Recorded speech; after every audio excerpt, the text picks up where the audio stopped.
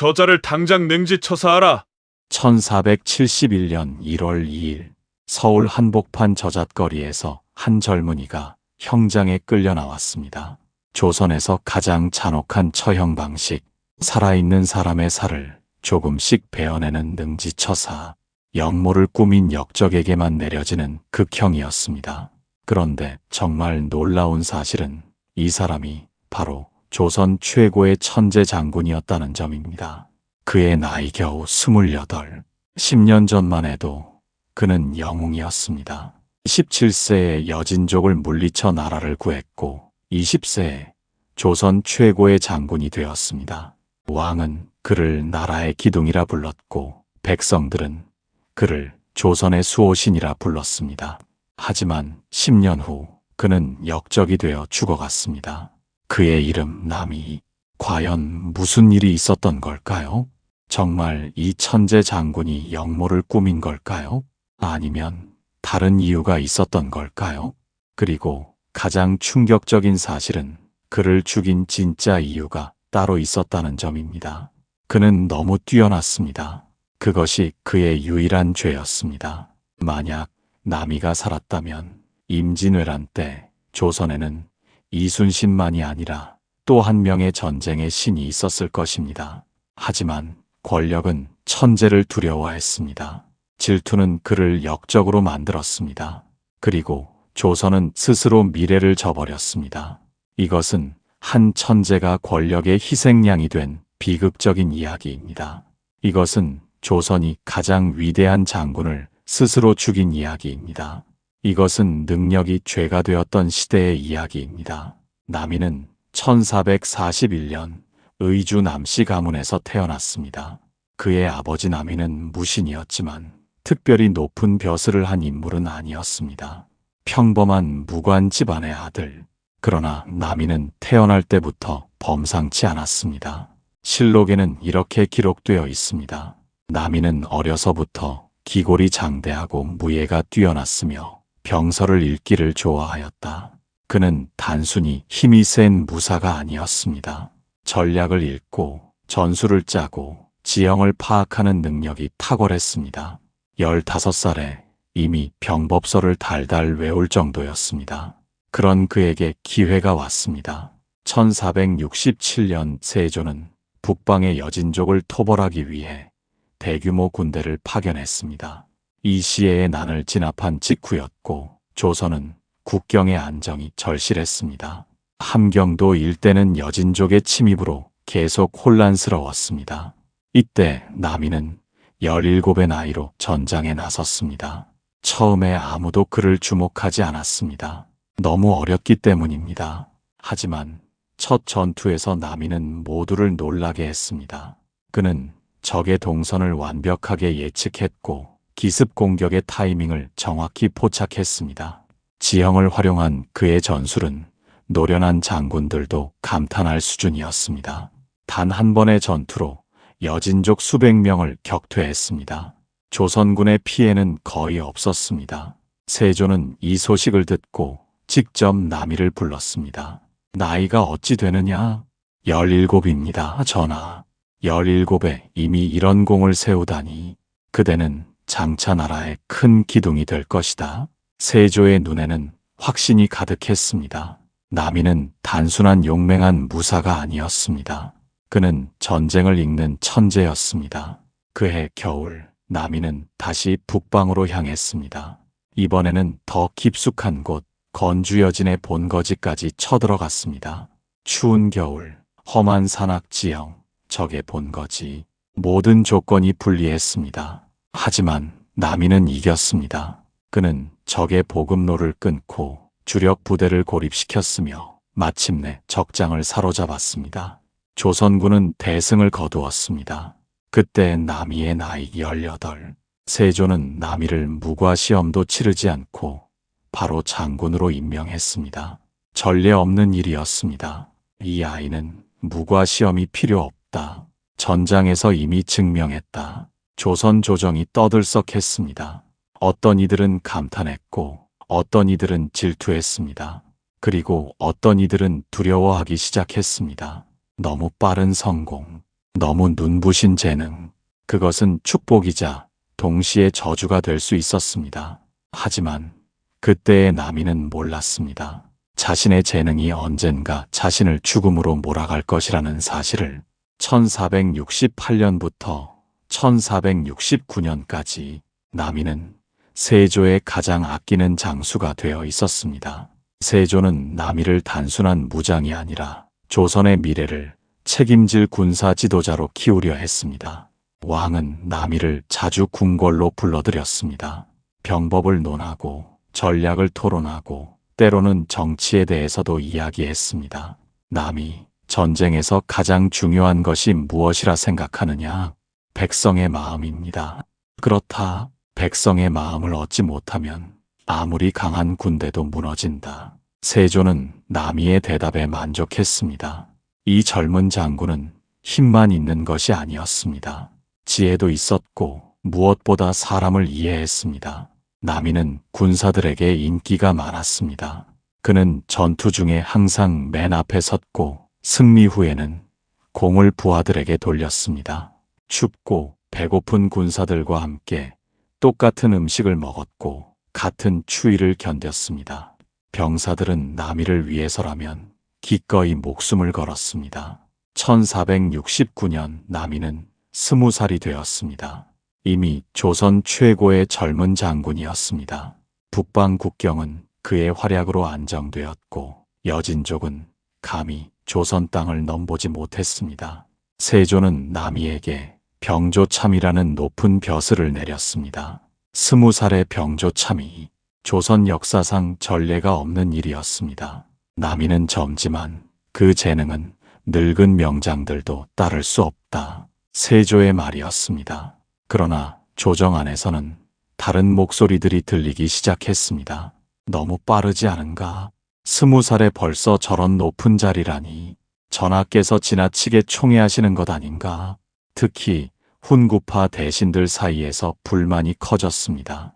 그들은 세조와 함께 단종을 몰아내고 권력을 잡은 사람들이었습니다. 오랜 시간 공을 쌓아 지금의 자리에 올랐던 그들에게 나미의 존재는 불편했습니다. 더욱이 나미는 훈구파와 직접적인 연결고리가 없었습니다. 그는 오직 세조의 총애와 자신의 능력만으로 올라온 사람이었습니다. 이것은 위험한 신호였습니다. 권력의 세계에서 누군가의 개인적 총애만으로 올라온 자는 취약했습니다. 후원자가 사라지면 그도 함께 무너질 수 있었습니다. 1469년 겨울 나미는 또 한 번 큰 공을 세웠습니다. 건주 여진의 추장이 다시 국경을 침범하려 하자 나미는 선제 공격을 감행했습니다. 한겨울 영하 20도가 넘는 추위 속에서 그는 군대를 이끌고 적진 깊숙이 들어갔습니다. 그리고 적의 본거지를 불태웠습니다. 여진족은 완전히 괴멸되었고 조선 국경은 다시 한번 안정을 찾았습니다.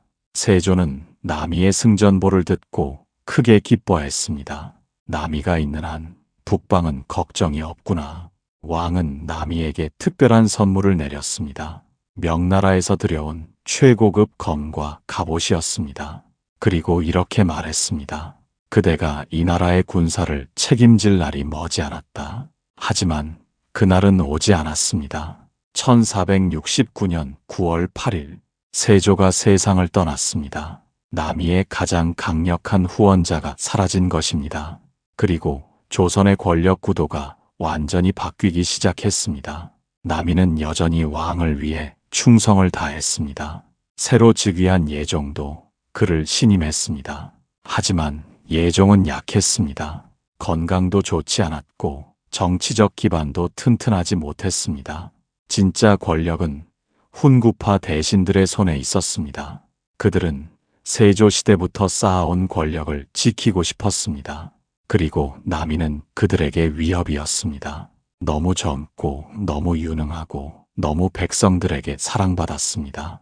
만약 나미가 권력의 중심으로 들어온다면 그들의 자리가 흔들릴 수 있었습니다. 훈구파의 핵심 인물들이 모였습니다. 유자광, 한명회, 그리고 다른 권력자들.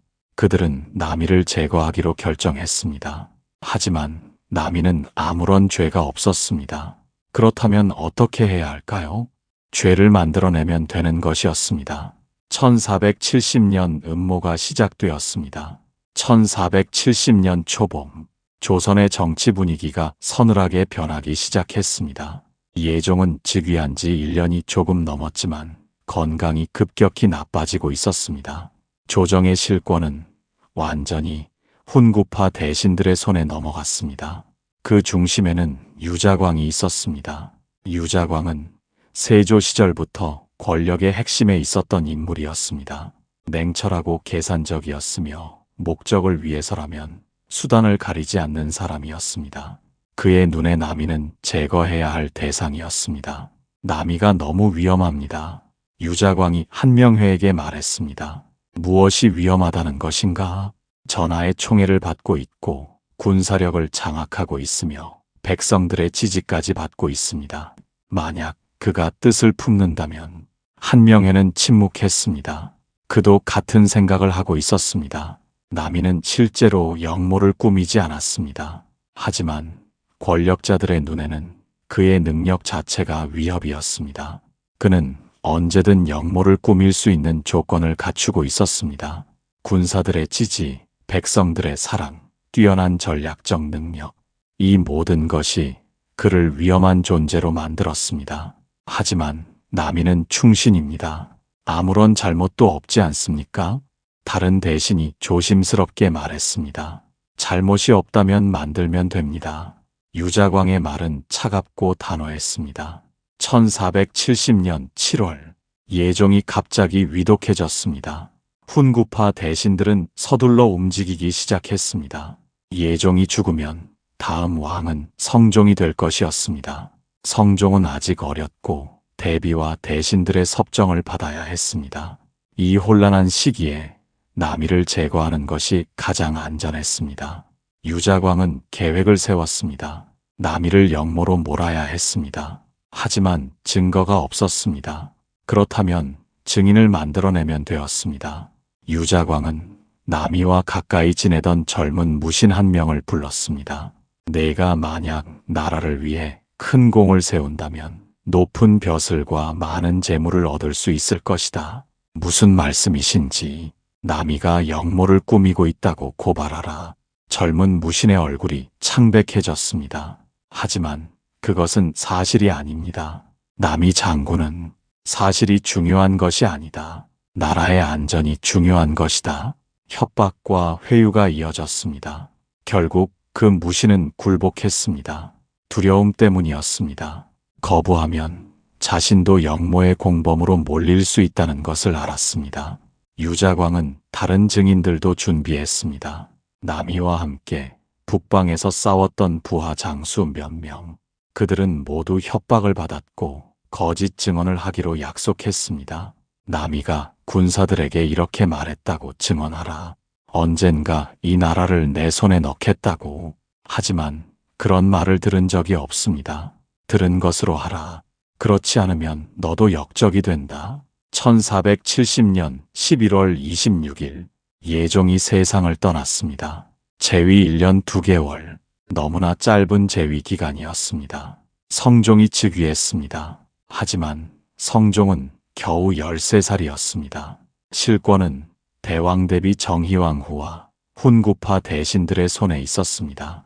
그리고 바로 그날 남이에 대한 고발이 들어왔습니다. 남이가 역모를 꾸미고 있습니다. 유자광이 조정에 서서 외쳤습니다. 증거가 있습니까? 누군가 물었습니다. 증인이 있습니다. 그리고 남이가 했다는 말들이 있습니다. 유자광은 준비해둔 증인들을 불러냈습니다. 그들은 하나씩 거짓 증언을 했습니다. 남이 장군이 군중에서 이렇게 말했습니다. 지금의 조정은 부패했다. 언젠가는 바로잡아야 한다고. 남이 장군이 밤에 지도를 펼쳐놓고 무언가를 계획하는 것을 보았습니다. 남이 장군이 자신의 측근들과 비밀 회의를 자주 했습니다. 모두 거짓이었습니다. 하지만 조정은 믿었습니다. 아니, 믿고 싶어 했습니다. 남이를 제거할 명분이 필요했기 때문입니다. 즉시 남이를 체포하라. 명령이 떨어졌습니다. 그날 밤 남이의 집이 군사들에게 포위되었습니다. 남이는 아무것도 모르고 있었습니다. 그는 막 북방 순찰에서 돌아온 참이었습니다. 피곤한 몸을 이끌고 집에 들어왔을 때 갑자기 무장한 군사들이 들이닥쳤습니다. 무슨 일이요? 남이 영모죄로 체포한다. 남이의 눈이 커졌습니다. 영모? 그는 평생 나라를 위해 싸웠습니다. 한 번도 다른 생각을 해본 적이 없었습니다. 무슨 말도 안 되는 소리를. 나는 영모를 꾸민 적이 없소. 하지만 군사들은 그를 묶었습니다. 남이는 저항하지 않았습니다. 결백하다면 곧 풀려날 것이라고 생각했습니다. 하지만 그것은 착각이었습니다. 의금부로 끌려간 남이는 그제야 깨달았습니다. 이것은 단순한 오해가 아니라 계획된 음모라는 것을, 그리고 자신이 이미 죽은 목숨이라는 것을. 의금부 지하 감옥. 남이는 차가운 돌바닥에 무릎을 꿇고 있었습니다. 그의 앞에는 유자광을 비롯한 신문관들이 앉아 있었습니다. 남이, 내가 영모를 꾸민 것이 사실이냐? 아닙니다. 저는 평생 나라를 위해 싸웠습니다. 영모를 꾸밀 이유가 없습니다. 거짓말을 하는구나. 증인들이 모두 내 영모를 증언했다. 그것은 거짓입니다. 저는 그런 말을 한 적이 없습니다. 남이의 목소리는 절박했습니다. 하지만 유자광은 차갑게 웃었습니다. 그렇다면 증인들이 모두 거짓말을 하고 있다는 것이냐? 저는 모릅니다. 하지만 저는 분명 그런 일을 하지 않았습니다. 신문은 계속되었습니다. 남이는 끝까지 부인했습니다. 그러자 유자광이 신호를 보냈습니다. 고문이 시작되었습니다. 조선시대 고문은 잔혹했습니다. 주리를 틀고 곤장을 치고 불에 달군 쇠로 살을 찢었습니다. 남이는 전장에서 수많은 상처를 입었지만 이런 고통은 처음이었습니다. 전투에서의 상처는 명예로운 것이었지만 이 고통은 치욕이었습니다. 자백하라. 내가 영모를 꾸민 것을. 저는 하지 않았습니다. 남이는 피를 토하면서도 끝까지 부인했습니다. 며칠이 지났습니다. 고문은 계속되었습니다. 남이의 몸은 성한 곳이 없었습니다. 하지만 그는 여전히 자백하지 않았습니다. 유자광은 초조해지기 시작했습니다. 자백 없이는 사형을 선고하기 어려웠습니다. 특히 남이처럼 공이 큰 신하의 경우에는 더욱 그랬습니다. 다른 방법을 써야겠군. 유자광은 남이의 가족을 협박하기로 했습니다. 그는 남이에게 말했습니다. 내가 자백하지 않으면 내 가족도 모두 역적으로 몰릴 것이다. 내 아들도, 내 아내도, 내 형제들도 모두 죽을 것이다. 남이의 눈빛이 흔들렸습니다. 그는 자신의 목숨은 포기할 수 있었습니다. 하지만 가족까지 죽게 할 수는 없었습니다. 만약 내가 자백한다면 가족은 살려주겠소? 그렇다. 내가 순순히 인정한다면 가족에게는 손대지 않겠다. 거짓말이었습니다. 하지만 남이는 선택의 여지가 없었습니다. 1470년 12월 28일 남이는 마침내 자백했습니다. 저는 영모를 꾸몄습니다. 그의 목소리는 떨리고 있었습니다. 유자광은 만족스럽게 웃었습니다. 자세히 말하라. 어떻게 영모를 계획했느냐? 남이는 유자광이 시키는 대로 말했습니다. 모두 거짓이었습니다. 하지만 기록에는 그것이 사실로 남았습니다. 저는 군사들을 모아 왕을 폐위시키려 했습니다. 그리고 제가 왕위에 오르려 했습니다. 실록은 이렇게 기록했습니다. 남이가 마침내 영모를 자백하다. 하지만 실록은 말하지 않았습니다. 그 자백이 고문과 협박으로 얻어진 것이라는 사실을, 그 자백이 가족을 살리기 위한 마지막 선택이었다는 사실을. 조정은 즉시 남이에 대한 처벌을 결정했습니다. 영모죄, 조선에서 가장 무거운 죄, 형벌은 능지처사, 가장 잔혹한 처형 방식이었습니다. 살아있는 사람의 살을 조금씩 베어내어 죽이는 것, 죄인에게 가장 큰 고통을 주고 보는 이들에게 가장 큰 공포를 주기 위한 형벌이었습니다. 남이는 이 소식을 듣고 비웃었습니다. 결국 이렇게 되는구나. 그는 이미 모든 것을 포기한 상태였습니다. 다만 한 가지만 바랐습니다. 가족이 무사하기를. 하지만 그 바람도 이루어지지 않았습니다. 유자광은 약속을 지키지 않았습니다. 남이가 처형된 후 그의 가족들도 모두 노비로 전락했습니다. 그의 아들은 억울함을 호소하다가 곤장을 맞아 죽었습니다. 그의 아내는 미쳐버렸습니다. 남이의 친구들과 부하들도 모두 연루되어 처벌받았습니다. 남이와 함께 북방에서 싸웠던 장수들, 그와 함께 여진족을 물리쳤던 용감한 군사들, 그들 모두가 역적의 일당으로 몰렸습니다. 어떤 이들은 유배되었고 어떤 이들은 처형되었습니다. 조선 최고의 북방 군사력이 하루아침에 무너졌습니다. 남이를 아끼던 백성들은 슬퍼했습니다. 하지만 아무도 감히 말하지 못했습니다. 역적을 동정하는 것도 죄가 될 수 있었기 때문입니다. 다만 뒤에서 속삭일 뿐이었습니다. 남이 장군은 억울하게 죽었다. 저분이 무슨 역모를 꾸미겠는가. 나라를 위해 그토록 싸웠는데 권력이 저런 충신을 죽였다. 하지만 이런 목소리들은 역사에 기록되지 않았습니다. 기록에는 오직 유자광의 말만 남았습니다. 역적 남이를 처단하여 나라를 안정시켰다. 1471년 1월 2일 형 집행일이 정해졌습니다. 남이의 마지막 날이 다가오고 있었습니다. 1471년 1월 2일 새벽 의금부 지하 감옥에서 남이가 끌려 나왔습니다. 한때 조선 최고의 장군이었던 그의 모습은 처참했습니다. 고문으로 온몸이 상처투성이었고 수척하게 말라 있었습니다.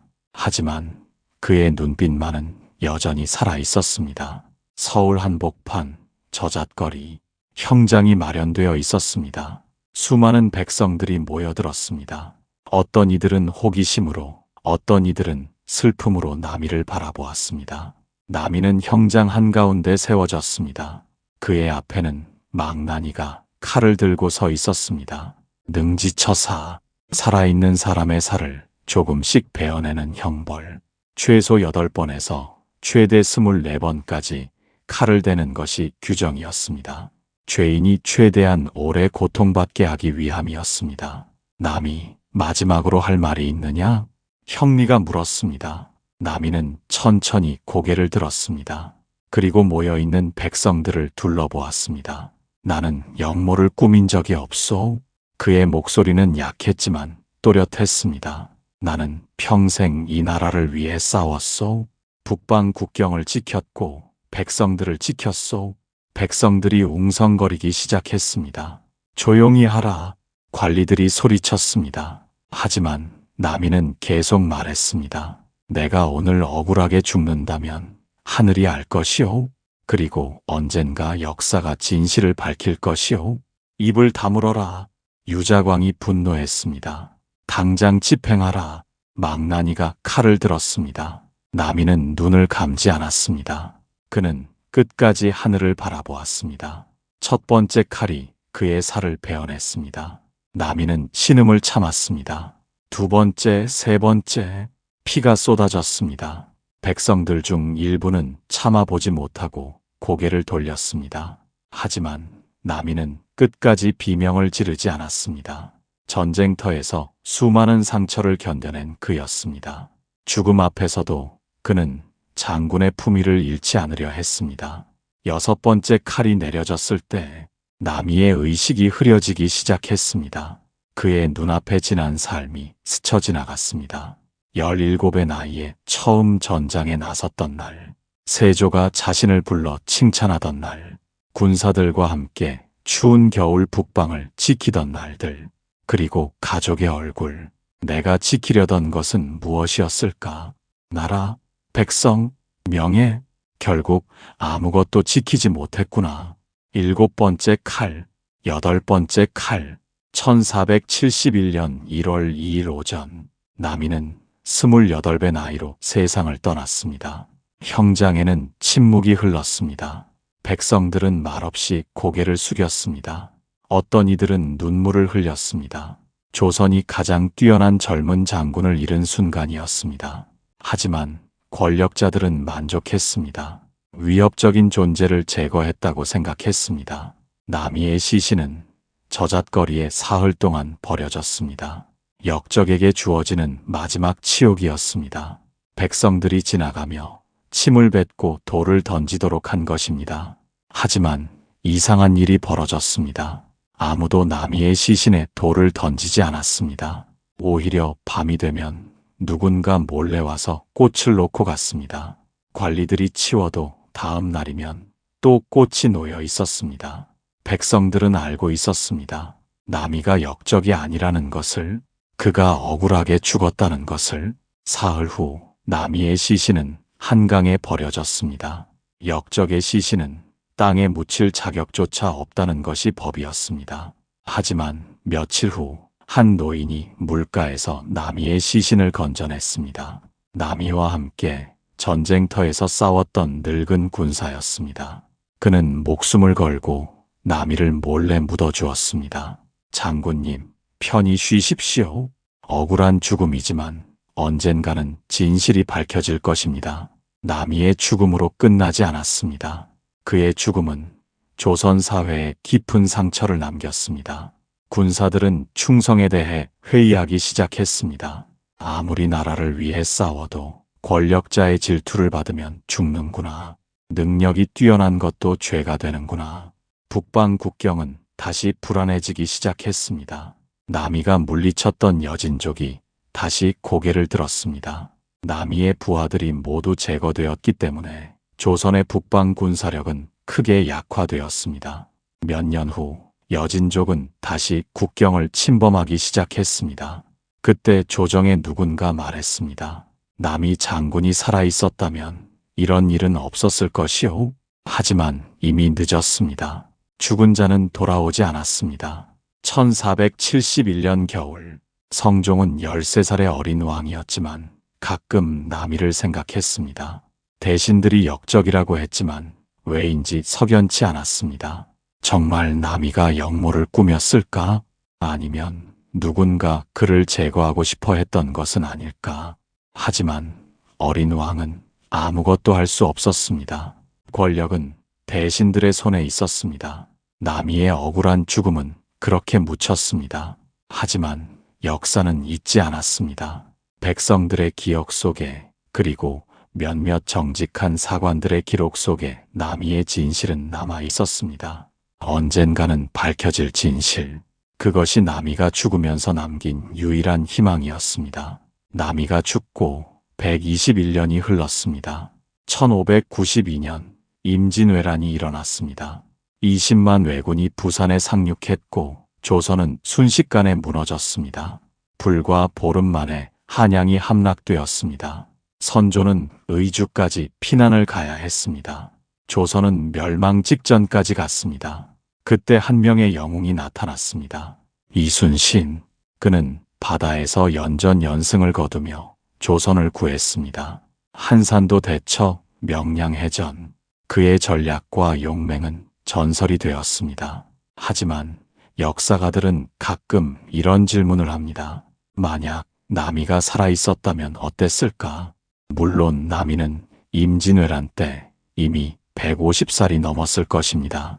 불가능한 가정입니다. 하지만 진짜 질문은 이것입니다. 만약 남이가 억울하게 죽지 않았다면 조선의 군사제도는 어떻게 달라졌을까? 남이는 단순한 용맹한 장군이 아니었습니다. 그는 전략가였고 군사제도 개혁가였습니다.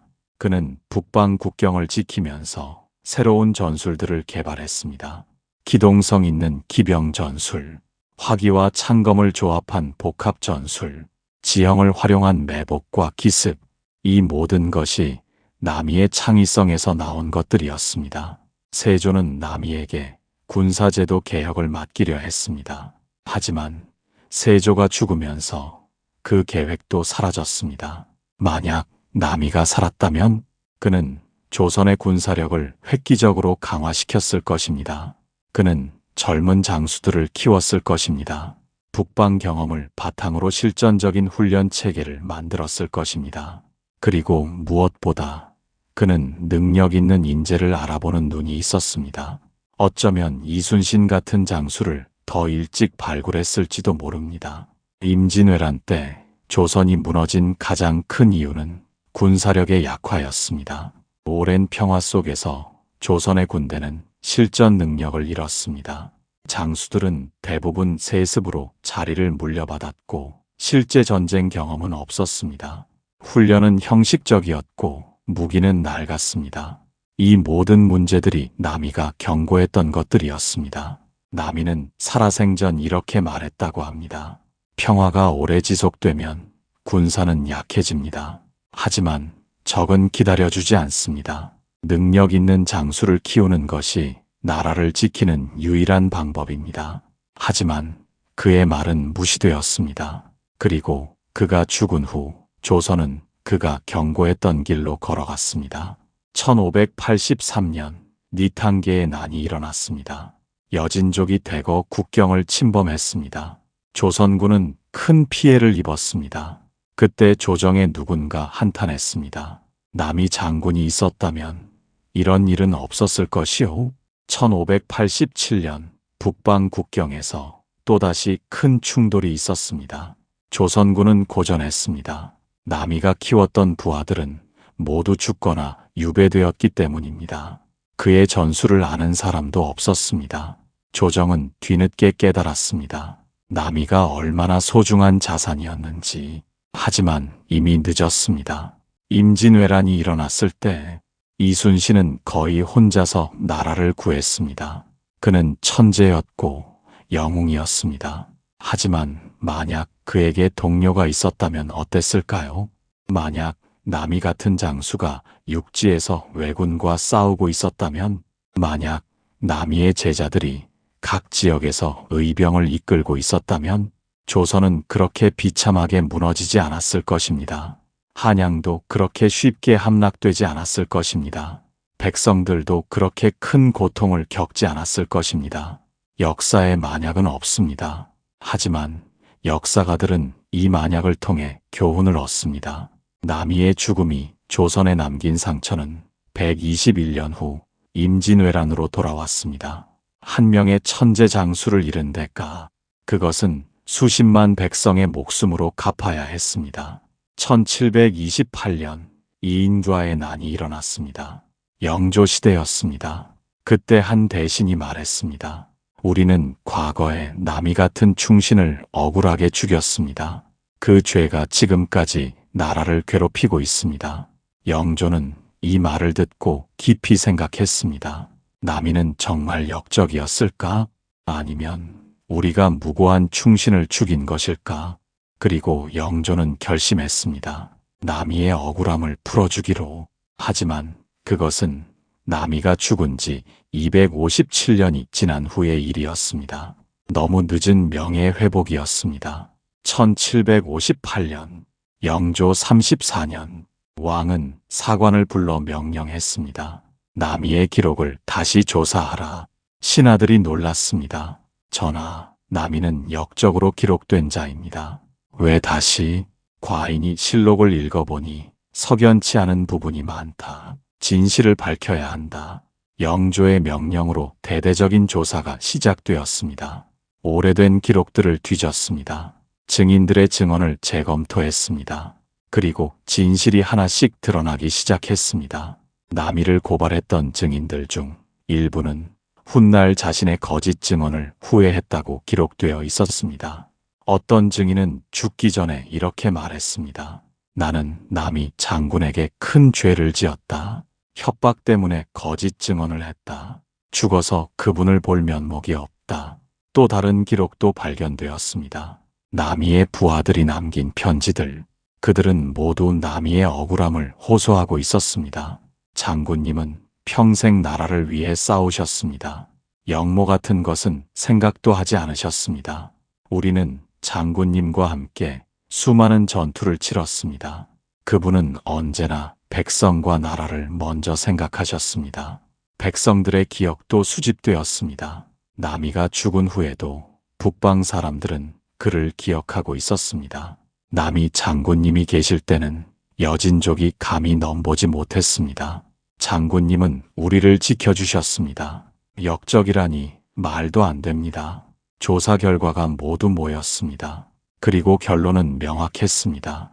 남이는 무고했다. 그는 역모를 꾸민 적이 없었다. 유자광과 훈구파 대신들이 그를 제거하기 위해 거짓으로 역모죄를 씌운 것이었다.